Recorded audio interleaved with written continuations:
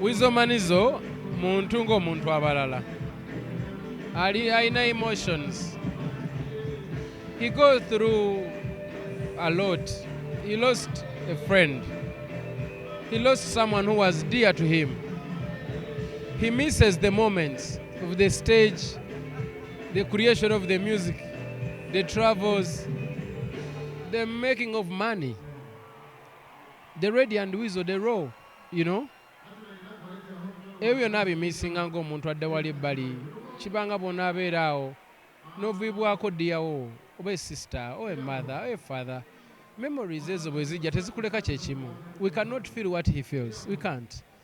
But what we need to do is to pray for him and not to judge him. We need to give him a chance to be. Abeere kyayagala okuba n'effe twongere kuba nga tumubudaabuda tuleme ate kumuwongera kutunuulira nsobi ze okusinga okulwana okulaba ntubaira abasawo okumujjanjaba. Buli munnayuganda alina gy'ali eyo ng'amanyi Weasel kyayinza okuba ng'ayitamu yandibadde buli wamusanga amubudaabuda buzibuzi because do you know what it means okuvaayo n'omuntu you make it in life and all over the sudden muli wakati wa lugendo oli n'avaako kirabika kibi kifaananyi kibi nnyo I can't even imagine. Kibanga omuntu wabanga yakamala okukola embaga n'afiibwako omwagalwa we nga bakava ku mbaga like really. So Weasel yeetaaga bujjanjabi, yeetaaga buyambi, yeetaaga ssaala, yeetaaga kwagala whatever, but ekisingira ddala obukulu yeetaaga kwagala, yeetaaga kwagalwa, yeetaaga kusembeza, yeetaaga kuddaabiriza. Yes, this is a .com generation. Tetulina we tugenda kwewalira kamera. Buli omu akozesa kamera kyayagala. Just nze ndowooza bwe tubanga tureceivinze ebintu bwe bityo naffe tubeere bategeevu nnyo okulaba nga tutandikiraawo okuyambako naye by'ogamba abantu kwerekodinga buli muntu munsi aliyakitinga bubwe. Eriyo alaba n'alikodinga, eriyo alaba n'ayambirawo, eriyo alaba n'akola. So kyonna bwe kiba kize kye tuba tutambula nakyo tusobola otutambulira mu nsi eyawamu eyeyagaza. Otherwise bwe tunadde ate mu kugamba nti ate ani yalikodinze ate osanga senga tebamulikodinze osanga ate teyandifunye attention eno ffenna tetwantegedde kyayitamu. Naye bwe tumala okitegeera tutandika okutema empenda kati nga ze tulimu mumbuuzizza byonna ga tomanya naye kyonna ekiba kizze tulina tutambuliraawo ne tulaba nga tweyamba ne tuva mu mbeera eyo. So bagamba Weasel ng'omuntu akola ki yafuna obuzibu obwa muganda we okufa.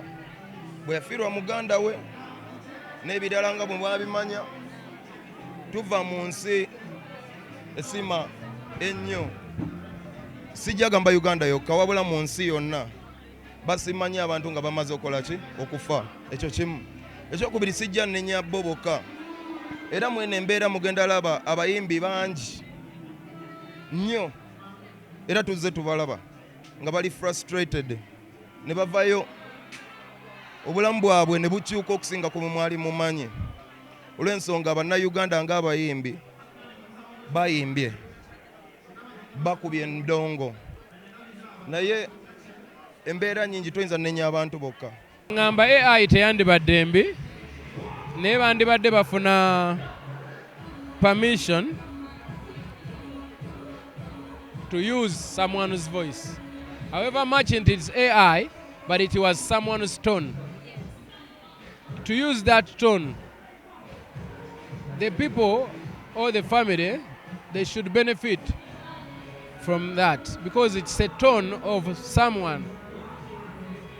Kubanga obakola tone wadde ya muntu mulala, omuntu oyo yanditegeddeko bwe ndowooza. Naye nga AI si kibi, it's not a bad idea. Like for example, the song of Azawi, it was brilliant. It was a brilliant idea. It brought Charleta Radio back in life. I really welcome that idea and I thank Azawi and the team for that. I applaud them for that. Just when Chensaba, in a continuation of that, family z'abantu bano zanditegedde ngako era ne bafuna wadde AI naye tooni eyo nayo esasulirwe family egende maaso. Sirina buzibu kasita nabanga bakwataganye ne family oba nange bwemba wendi. Yes, bwemba siriiwo bakolagane ne gwe kikwatako. Sizadde yonna balungi. Yes. Honorable mujjadde mulabako. Kimanyi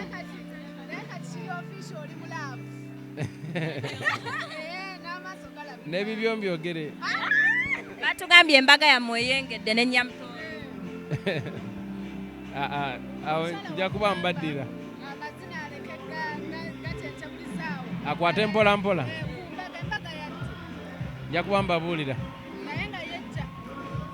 Tomanya.